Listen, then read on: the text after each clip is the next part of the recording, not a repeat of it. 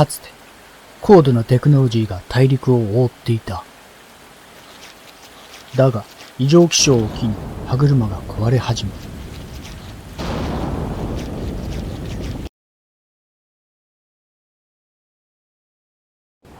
地表は荒野と化し、文明は途絶えた。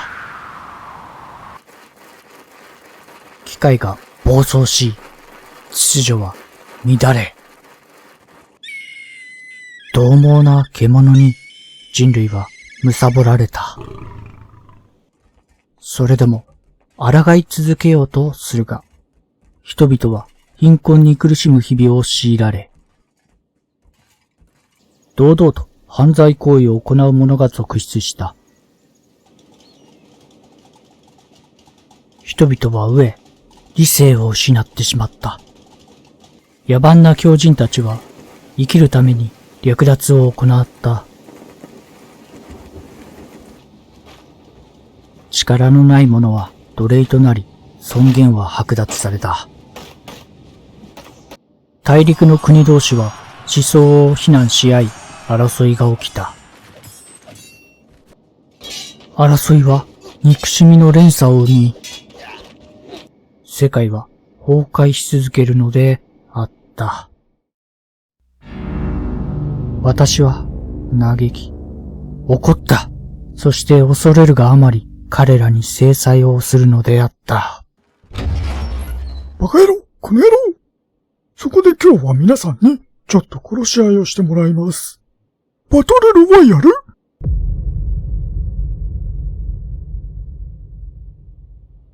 お、あんちゃん、あれ持ってきてくれ。フィンチ学者はな、こんなことさせたくないって反対してた。こんな学者にならないように。人生はゲームです。この世界はすっかりダメになってしまいました。ああ。お願いだ。ただ、生きたいだけだ。うるせえ、ライトのリーダー、止まってろ。ごめんな。俺が殺したら、反則だよな。おい、そこのあんた。リーダーがやられたんだ。私は参加したくないよ。今回爆発する首輪は用意できなかったから、飯抜きな。おい、スケルトン種族の奴ら、お前らも参加しないと、空腹度を設定することになるぞ。こうなりたくなかったらお前ら、企画に参加するしかないからな。これだけは覚えておけ。みんなが必死になって戦って生き残る価値のある戦士になりましょう。バトルロワイヤルの正しい戦い方。現在皆さんは大陸の東にある無人島にいます。島の広さはざっくり東京ドーム2つ分ぐらいです。島の周りは城壁で囲っているため脱出は不可能です。最後の一人になるまで戦い続ける。これが基本ルールです。皆さんを担いで島のどこかでランダムで解き放ちますので、気絶から目が覚めたらゲームスタートです。島内は平地で身を隠す場所もほぼありません。ここで戦ってもらう予定です。野生のクラブが徘徊していることもあるかもしれませんけど、クラブクイーンとクラブレイダーも襲われるようにしていますので注意しておいてください。この塔は運営スタッフが使用するため、絶対に内部に侵入しないでください。それでも来た場合は袋叩きにします。膠着状態が続いた場合は、門を開け、密集しやすくする可能性があります。今回は独自モッドにて、パトロールや敵対勢力への攻撃を行うように設定してありますが、万が一不具合等が発生した場合は、一番奥に設けた決戦のままで、キャラクターたちを誘導して、最終的には優勝者を決定したいと思います。その他のルールについて、食料は3日分については配布済みです。防具は制服っぽいやつでほぼ統一しています。武器に関してはハンデをなくすため、キャラクターごとにルーレットを回して配布していきます。武器の種類は、持ち武器、ゴミ投球の武器、射撃武器と携帯武器、この3種類です。男子1番アイゴアくん。持ち武器だ。おめでとうございます。男子2番アークくん。ゴミ投球の武器。女子2番クラブクイーン。射撃武器と携帯武器です。全員のルーレットの結果を一覧にまとめてみました。気になる方はぜひ確認してみてください。男子は1人かけて22人参加。女子は1人かけて9人の参加。合わせて31人のバトルロワイヤル。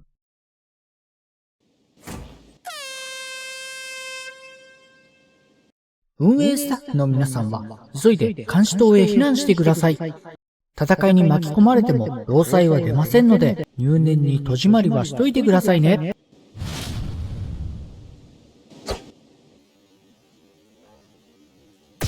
さあ、最初のバトルはリーバー対クラブレイダーです。クラブレイダーの頭装備や射撃には不向きだと思われていますが、果たしてどうなるか。なんと、リーバーがクラブレイダーに打ち勝ちました。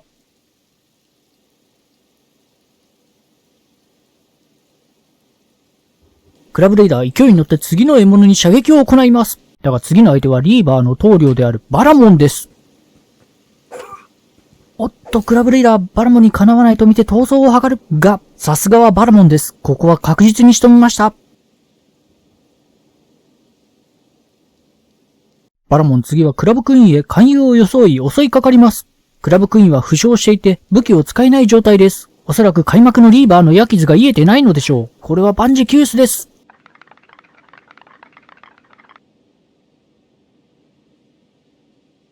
さあ、こちらではバグマスターとスパイダー工場長の雲を愛する二人の熱い戦いが繰り広げられています。スパイダー工場長はゴミ武器を引いてしまったためかなりの不利であるが、果たしてバグマスターに勝てるのか。バグマスターに攻撃が一切当たりません。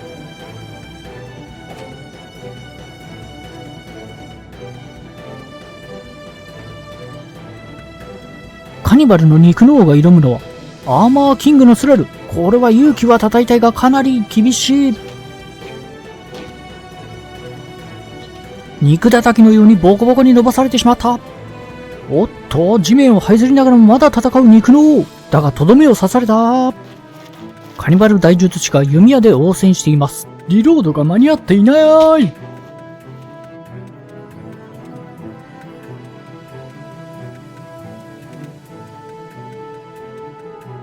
アーマーキングのスラルが次はアイゴアに襲いかかります。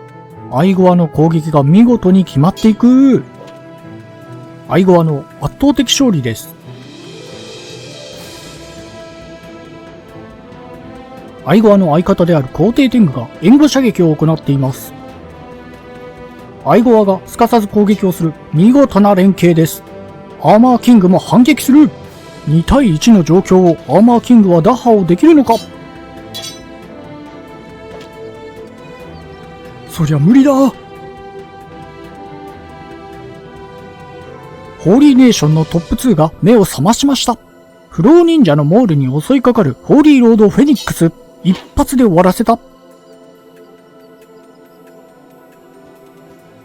すかさず次の獲物を見つけたホーリーロードフェニックス。ここでも一発で終わらせた。この指導者には狂気が満ち溢れている。カワハギ盗賊の背後に忍び寄る人影が。カワハギ盗賊は危険を察知し排除しに向かうのであった。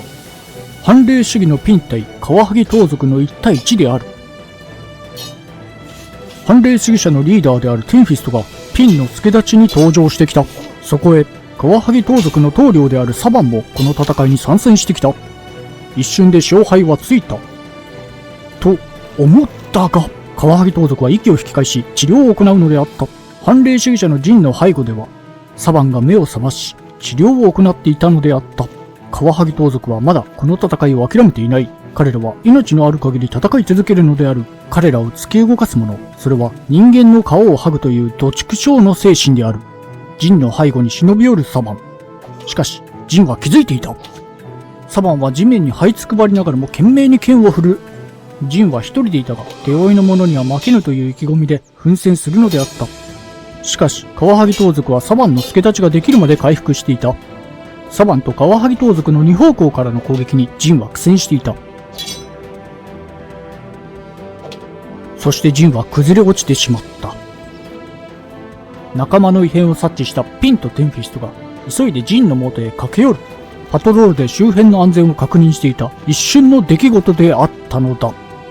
いち早くジンの元へ駆け戻ったテンフィストは一瞬で状況を把握した。そしてサバンへ鉄拳制裁を行うことを決めた。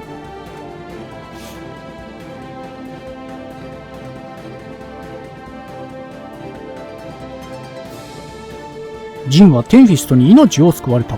サバンがテンフィストに召されていた頃、カワハギ盗賊はピンの追跡に追いつかれてしまった。ピンが構えるスプリングバットに対し臆することなくカワハギ盗賊は突っ込むのであった。射撃武器の優位性を垣間見れるシーンだ。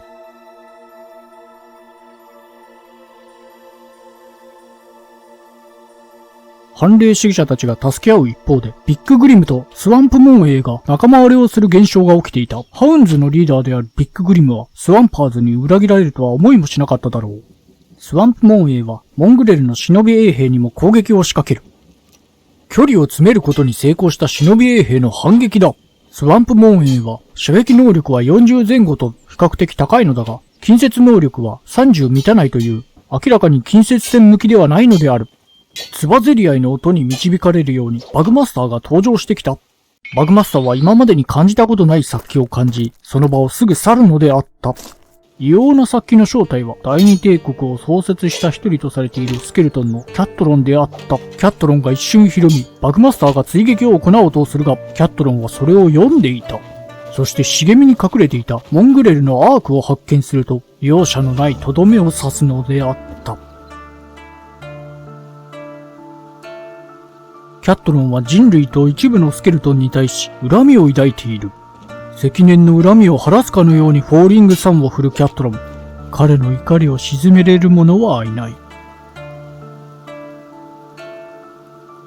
キャットロンと同じ第二帝国の所属であるライノボットは、気絶から起きたビッググリムに襲いかかっていた。ビッググリムはなすすべなくただただいたぶられた。忍び衛兵も気絶から起きようとしていたところだが、スワンプモンエイがそれを許さなかった。しかし、ビッググリムとの激戦で負った傷跡は壮絶で、彼女の体はもう限界だった。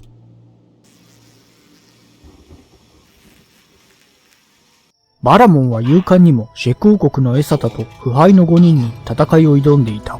エサタと腐敗の5人はすぐさまバラモンを撃退した。気絶から回復したバラモンはサザンハイブのエリートドローンガードに戦いを挑む。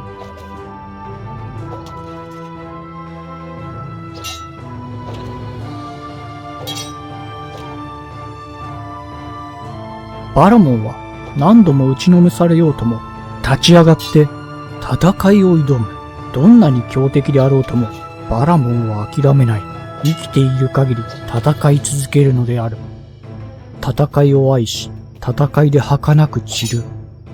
愚直な生き様は美しく思えた。南の女王対エサタとのクイーン対決が一瞬で終わった。エサタもバラモン同様に戦いから生きる価値を見出していた。ここまでの戦いで敗れていった者たちを表にまとめてみました。気になる方はぜひ確認してみてください。まあ、順当っちゃ順当だよな。次に現時点での生存者のリストです。つわものどもの頂点に立つのは果たしてどいつだろうな。今日もいい天気だ。さーてそろそろ門を開けるとするか。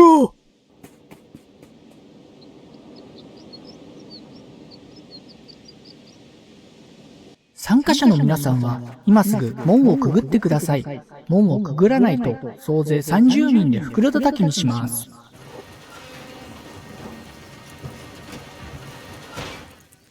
第2ステージで最初に行われたバトルは都市連合とホーリーネーションのライバル対決だ。アイゴアの後ろから皇帝天狗はホーリーロードフェニックスの頭を射抜いた。頭を射抜かれてもホーリーロードフェニックスはそのまま戦い続けた。オクランの過去がホーリーロードフェニックスを奮い立たせているのかもしれない。気絶から起き、まずは皇帝天狗を痛めつけたホーリーロードフェニックス。再びアイゴアに戦いを挑むのであった。アイゴアもホーリーロードフェニックスの気迫に一瞬ひるんだが、最高クラスの戦闘力を誇るアイゴアに一人では歯が立たなかった。炎の守護者はホーリーロードフェニックスとは離れたところにいた。そして、アイゴアに見つかり襲撃されてしまうのであった。ホーリーロードフェニックスを上回る戦闘力を持つ炎の守護者だが、アイゴアはさらにその上を行く。炎の守護者は息絶えたが、ホーリーロードフェニックスは三度立ち上がった。すると、目の前にいたキャットロンに向かってパラディンクロスを振るのであった。キャットロンの後ろでは、アイゴアとライノボットが戦っていた。ホーリーロードフェニックスがキャットロンに倒されてすぐ、皇帝天狗が物陰から現れた。ライノボットを挟み撃ちで攻撃する都市連合の二人。都市連合の連携攻撃は見事に打撃を与えている。キャットロンがアイゴアの背後に忍び寄るが、アイゴアはこれを察知していた。皇帝天狗の援護射撃によりライノボットは崩れ落ちた。勝機は間違いなく都市連合にあった。しかし、皇帝天狗はアイゴアとキャットロンの戦いよりも気がかりなことがあったのだ。弓矢をしまってしまった皇帝天狗はその場を走り去ってしまった。アイゴアはこの時ばかりは皇帝天狗に不信感を抱いたのではないだろうか。キャットロンからしてみれば形勢逆転の機会である。皇帝天狗がいない間にアイゴアさえ倒してしまえば勝ったも同然。アイゴアを倒した後に皇帝天狗はじっくり痛めつけて倒せばいいと考えていたに違いない。皇帝天狗は次のラストステージの扉の前にいた。あらかじめ地理状況を把握しておこうと偵察に来たのだろうか。急ぎアイゴアの元に戻るのであった。ホーリーロードフェニックスは最後の力を振り絞ってキャットロンに戦いを挑んでいた。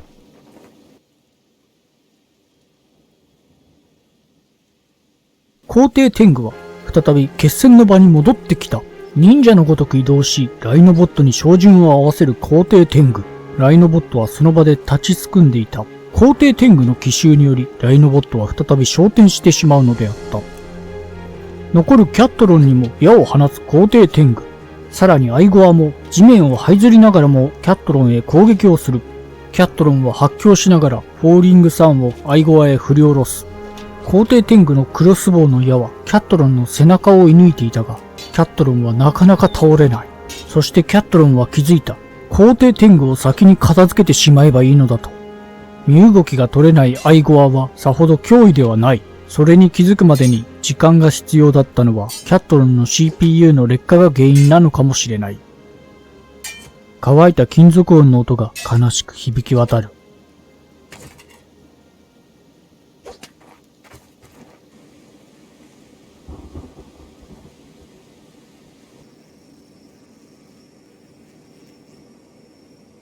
シェク王国のエサタと腐敗の5人は反霊主義のジンを襲撃していた。反霊主義のテンフィストとピンはパトロールに出ていたため近くにはいなかった。ジンもできるだけの抵抗はしたが、二人の前に屈服した。腐敗の5人とエサタはより強い奴を求めその場を去るのであった。シェク王国の二人はテンフィストを見つけ戦いを挑んでいた。腐敗の5人はテンフィストの空中殺法に沈んだ。エサタとテンフィストの一騎打ちである。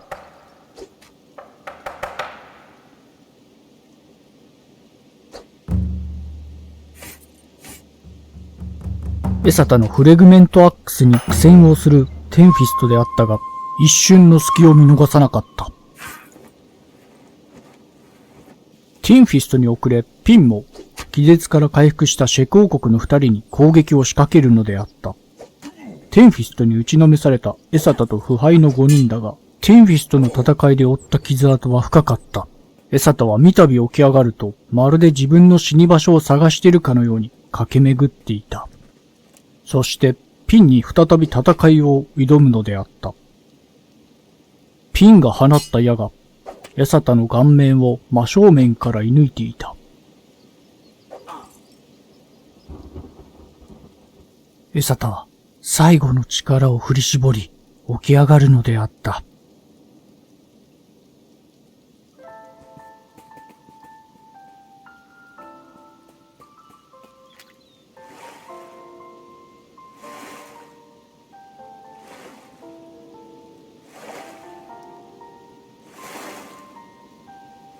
エサタが向かった先には、ジンとピンが仁王立ちをしていた。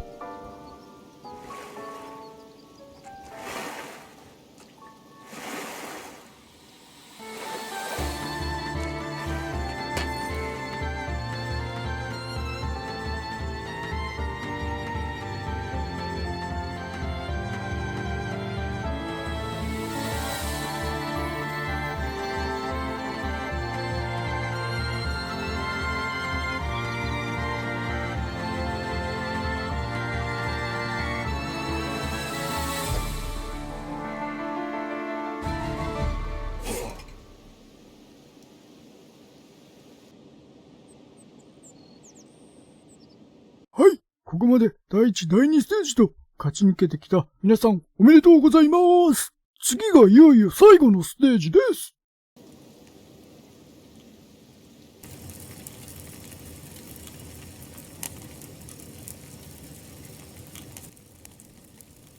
第二帝国のキャットロンとライナボット君頑張ってね。反霊主義者のテンフィストとピンとジン君も頑張ってね。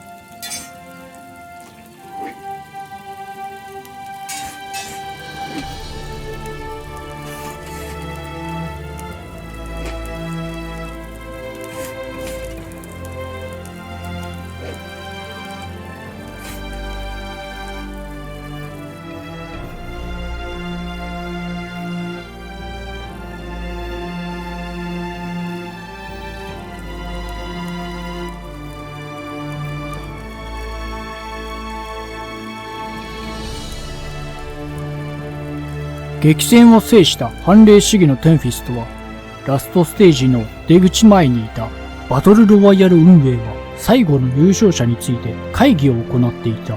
反霊主義者のテンフィストが優勝でよろしいかと思います。ただ、同じく反霊主義者のピンと反霊主義者のジン、この二人の死亡確認がまだできていません。作戦終了。今、何とおっしゃいました？作戦終了だバカだこの野郎。人生この野郎。作戦終了だって言ってんだろこの野郎。バトルロワイヤル運営はすぐさま退却をするのであった。よ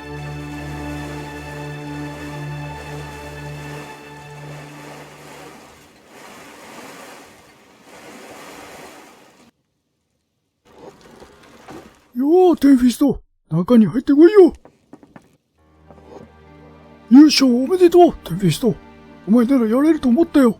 150年間不殺無敗だった私にとんでもないことをしてくれたな。へへ、まあそうだよな。ところで仲間の奴らは元気にしてっかい？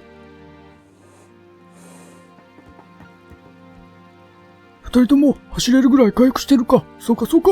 ピンにジン、3人まとめて俺が相手になってやる。かかっておい。